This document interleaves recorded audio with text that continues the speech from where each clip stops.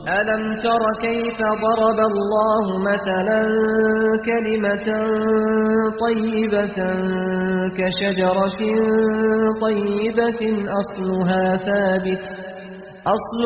ثابت وفرعها في السماء. السلام علیکم ورحمۃ اللہ وبرکاتہ. رب اشرح لی صدری ویسر لی امری واحلل عقدۃ من لسانی یفقہوا قولی. اللہم صلی وسلم علی نبینا محمد وعلی آلہ واصحابہ اجمعین. آج ہم لوگ انہیریٹنس کو ڈسکس کرنا شروع کرتے ہیں، اور سب سے پہلے یہ دیکھتے ہیں کہ اللہ سبحانہ اس کو پڑھنے کی ضرورت کیا ہے.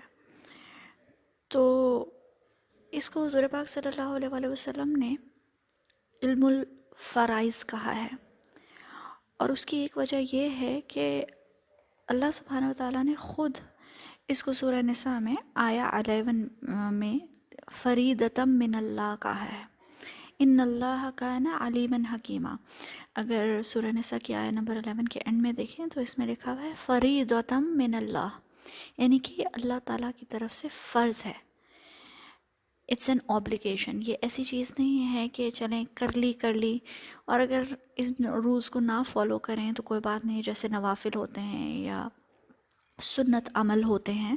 یہ ایسی چیز نہیں ہے، یہ اللہ تعالیٰ کی طرف سے ویسے ہی فرض ہے جیسے کہ کوئی اور obligatory آپ کی ورشپ جس طرح سے ہوتی ہے، جیسے فرض نماز ہے، اسی طریقے سے یہ رولز ہمارے اوپر فرض ہیں. اور اس کے علاوہ اللہ تعالیٰ سبحانہ وتعالیٰ اس کو حدود کہتے ہیں کہ یہ میری حد ہے، اس کو کراس نہیں کرنا. ٹھیک ہے، جو اللہ تعالیٰ نے رولز بنائے ہیں وہ ایک قسم کی حدود ہیں، ایک باؤنڈری لائن ہے جس کو ہم کراس نہیں کر سکتے. تو اس کو بھی اللہ تعالیٰ نے اپنی حدود کہا ہے. اور انہی آیات سے پتہ چلتا ہے کہ انسان کی جنت اور جہنم کا دار و مدار بہت حد تک ان آیات کی اپلیکیشن پہ ہے.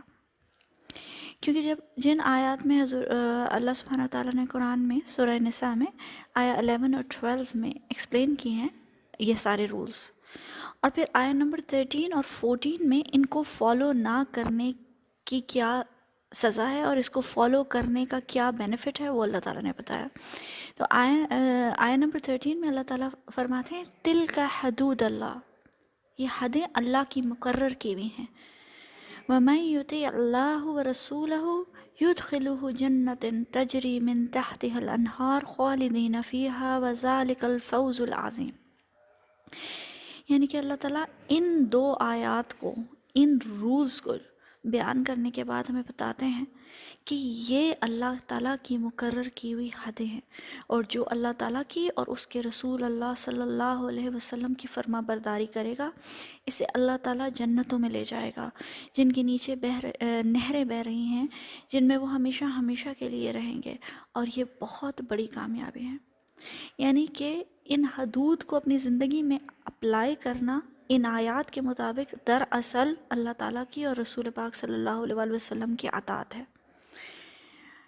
اور اس کو فالو نہ کرنے والے کے بارے میں اللہ تعالیٰ فرماتے ہیں آیا نمبر 14 میں، اور جو کوئی نافرمانی کرے گا اللہ اور اس کے رسول کی اور تجاوز کرے گا ان حدود سے، وہ داخل کر دیا جائے گا آگ میں جس میں وہ ہمیشہ ہمیشہ رہے گا، اور اس کے لیے ایک بہت ہی رسوا کر دینے والا عذاب ہے.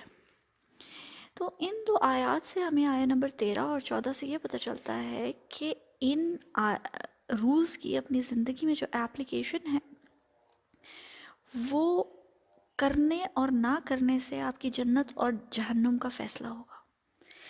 اب جب آپ ان چیزوں کو دیکھتے ہیں تو آپ کو بہت حیرانگی ہوتی ہے کہ کس طرح سے آج کل کی سوسائٹیز میں اس چیز کی گریوٹی کو، اس چیز کی امپورٹنس کو، اہمیت کو سمجھے بغیر ہم لوگ اللہ تعالیٰ کی آیات، اللہ تعالیٰ کی حدود کو وائلیٹ کرتے ہیں. بہت ساری احادیث سے بھی آپ کو یہ بات جو ہے پتہ چلتی ہے. سنن ابن ماجہ کی حدیث ہے 2704. اس میں ابو ہریرہ رضی اللہ عنہ سے روایت ہے کہ رسول پاک صلی اللہ علیہ وآلہ وسلم نے فرمایا آدمی 70 سال تک نیک عمل کرتا رہے پھر وصیت کے وقت اپنی وصیت میں ظلم کرتا ہے تو اس کا خاتمہ برے عمل پر ہوتا ہے اور وہ جہنم میں جاتا ہے۔ اسی طرح آدمی 70 سال تک برے اعمال کا ارتکاب کرتا رہے لیکن اپنی وصیت میں انصاف کرے، اس کا خاتمہ بالخیر ہوتا ہے اور وہ جنت میں جاتا ہے۔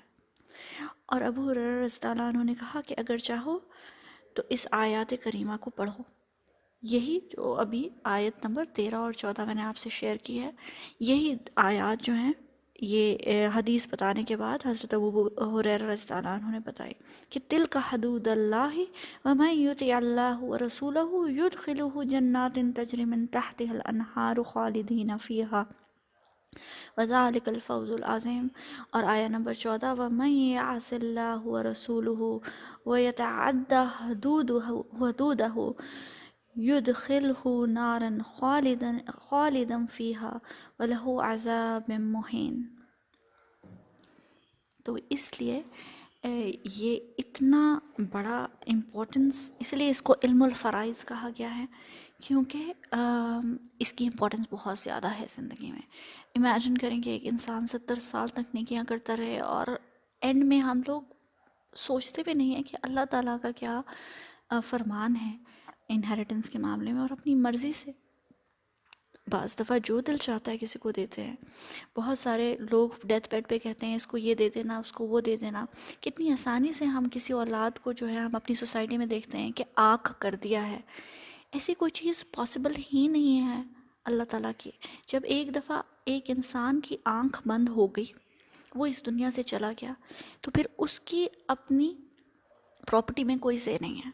پھر آپ کو سورہ نساء کی آیہ نمبر 11-12 پہ جانا پڑے گا اور آپ کو دیکھنا پڑے گا کہ اللہ تعالیٰ کس کو کیا دینا چاہتے ہیں۔ اس وقت اس بندے کی سے جو ہے، اس بندے کے جو رائٹس ہیں اپنی پراپرٹی پہ، وہ ختم ہو چکے ہیں۔ آپ ایک پورشن اس کا وصیت کر سکتے ہیں، لیکن جس طرح پاکستان میں یا پھر ہمارے سب کانٹیننٹ میں ایک چیز کو فریلی کیا جاتا ہے کہ اس کو یہ دے دو، اس کو بعض دفعہ بچیوں کا حق مار لیا جاتا ہے، بہنوں کا حق مار لیا جاتا ہے۔ بہت دفعہ بلکہ بالکل عام یہ پریکٹس ہے کہ ماں باپ کا حق تو سوچا بھی نہیں جاتا کہ کسی بندے کی پراپرٹی میں اس کے ماں باپ کا بھی حق ہے اگر وہ زندہ ہیں تو۔ اور مطلب ان چیزوں کو بہت زیادہ جو ہے وہ ہمیں سیریسلی لینا چاہیے، ان آیات کو سمجھنے کے بعد اور ان احادیث کو پڑھنے کے بعد۔ ایک اور حدیث ملتی ہے سنن ابن ماجہ میں 2719۔ یہ حدیث ضعیف ہے، میں پہلے سے بتا دوں، لیکن کیونکہ یہ حدیث اتنی زیادہ اپلائی ہوتی ہے ہماری لائف پہ، اور میں عام طور پہ کبھی بھی ضعیف حدیثیں نہیں بتاتی، یا تو میں صحیح حدیث بتاتی ہوں یا حسن حدیث بتاتی ہوں، لیکن جب میں نے یہ حدیث پڑھی تو یہ اتنی زیادہ ہماری سراؤنڈنگز پہ اور ہمارے حالات پہ فٹ ہو رہی تھی کہ میں نے کہا میں آپ لوگوں سے یہ ضرور شیئر کروں گی کہ اللہ تعالیٰ کے رسول صلی اللہ علیہ وسلم نے حضرت ابو ہریرہ سے کہا، یا ابا ہریرہ تعلموا الفرائض، ابو ہریرہ علم الفرائض سیکھو اور سکھاؤ، یعنی کہ یہ وراثت کے اصول، ان کو علم الفرائض کہا جاتا ہے۔ تو علم الفرائض سیکھو اور سکھاؤ، فَإِنَّهُ نِصْفُ الْعِلْم، اس لیے کہ یہ علم کا آدھا حصہ ہے، وَهُوَ يُنْسَى وَهُوَ أَوَّلُ شَيْءٍ يُنْتَزَعُ مِنْ أُمَّتِي، اور یہ سب سے پہلے بھلا دیا جائے گا، اور سب سے پہلے یہی علم میری امت سے اٹھایا جائے گا۔ اور ایک اور جگہ بھی نریشن آتی ہے کہ ایک وقت آئے گا کہ لوگ اللہ تعالیٰ کے اصولوں کے مطابق وراثت دینا چاہیں گے، لیکن انہیں کوئی شخص نہیں ملے گا کہ جس سے وہ جا کے یہ علم الفرائض سیکھ سکیں۔ تو اب ہم اپنی سراؤنڈنگ میں دیکھیں تو یہی حالات ہیں کہ اچھے خاصے دیندار فیملیز میں بھی ان وراثت کے اصولوں کو نہ اپلائی کیا جاتا ہے، نہ ہی اگر کسی کی ڈیتھ ہو جائے تو آپ دیکھتے ہیں کتاب اللہ کی کھول کے کہ اس کو کس طرح سے اپلائی کیا جائے، جس کا جو دل چاہتا ہے وہ کرتا ہے۔ تو اس لیے یہ سب کچھ سیکھنے کے بعد ہمارے اوپر فرض ہو جاتا ہے کہ ہم ان کو سیکھیں، ان کو سیکھیں اور سکھائیں۔ اور جب ہمارے ارد گرد اللہ خیر کا معاملہ کرے، لیکن جب ہمارے ارد گرد کوئی ایسا واقعہ ہو فار ایکسٹینڈڈ فیملی میں بھی، تو ہم ان لوگوں کو اپنے علم میں سے کچھ علم دے سکیں کہ آپ کے لیے یہ چیز بہت زیادہ ضروری ہے، کیونکہ نمازی، پرہیزی، روزے رکھنے والے دیندار گھروں میں بھی ہم دیکھتے ہیں کہ جب کسی کی موت کا وقت آتا ہے تو اپنی مرضی سے وراثت ڈسٹریبیوٹ کی جاتی ہے، بلکہ ڈسٹریبیوٹ کرنا تو دور کی بات ہے، کورٹس میں بات چلی جاتی ہے اور لڑائی جھگڑے پڑ جاتے ہیں، اور بیٹیوں کا حق مار لیا جاتا ہے، بعض دفعہ کسی ایک بیٹے کو آگ کر دیا جاتا ہے، اور بہت سارے مسکنسیپشنس ہیں ہمارے ہاں. تو ہمیں یہ سیکھنا بھی چاہیے، سکھانا بھی چاہیے اور آگے بھی پہنچانا چاہیے، اور یہی وجہ ہے جس کے لیے میں یہ چیز آپ لوگوں سے شیئر کرنا چاہتی تھی. انشاءاللہ کل سے ہم لوگ یہ تھوڑا بہت ڈسکس کرنا شروع کریں گے کہ انہیریٹنس کے بارے میں اللہ سبحانہ و تعالیٰ کی کیا آیات ہیں اور اس کو کس طریقے سے اسٹیپ بائی اسٹیپ ڈسٹریبیوٹ کرنا چاہیے. جزاک اللہ خیرا کثیرا. انشاءاللہ نیکسٹ آڈیو میں بات کرتی ہے. اللہ حافظ.